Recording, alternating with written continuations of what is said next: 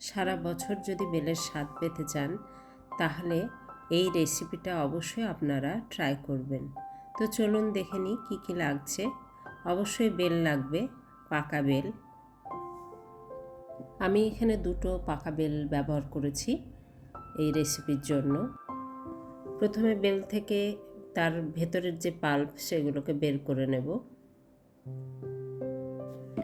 আমার গ্রামের বাড়িতে একটা বড় বেল গাছ আছে, আর সেখান থেকেই আমি এই বেলগুলো নিয়ে এসেছি। এই পাল্প থেকে বীজগুলোকে আলাদা করে নিতে হবে। একটু জল দিয়ে দেব, তাহলে বীজগুলো আলাদা করতে সুবিধা হবে। বেলের পাল্পগুলো এবার ছেঁকে নেব। বড় একটা ছাঁকনি নিয়ে ভালো করে ছেঁকে নেব।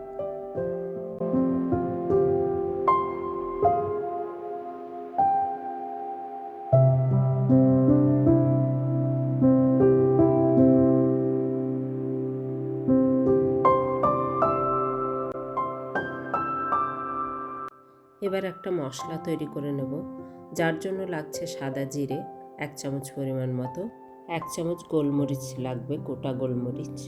সেগুলো ড্রাই রোস্ট করে গুঁড়ো করে নেব। এটা আমি পরে ব্যবহার করব।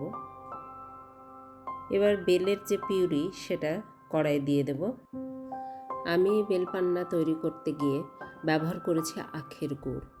আপনারা আখের গুড়ের বদলে চিনি ব্যবহার করতে পারেন বা মিছরি ব্যবহার করতে পারেন। মিশ্রণটা যখন ঘন হয়ে আসবে, চামচের গায়ে যখন একটা আস্তরণ মতো লেগে যাবে, তখন নামিয়ে নেব। আমাদের বেলপান্না প্রায় রেডি। ঠান্ডা করে এবার বোতলে ভরে নেব। এখানে আমি অর্ধেক পরিমাণ বোতলে ভরে নিয়েছি। বাকি অর্ধেকটা সেই যে তৈরি করে রেখেছিলাম ভাজা মশলা, সেই মশলাটা ভালো করে মিশিয়ে নেব। বেল ভীষণই একটা উপকারী ফল। বেলের মধ্যে রয়েছে ভিটামিন সি, যা আমাদের ইমিউন সিস্টেমকে স্ট্রং করে, শরীর থেকে টক্সিন দূর করে। বেল রক্তে শর্করার মাত্রা নিয়ন্ত্রণ করে এবং লিভার ও কিডনিকে পরিষ্কার রাখে। তবে হ্যাঁ, কোনো কিছুই অতিরিক্ত খাওয়া ঠিক নয়।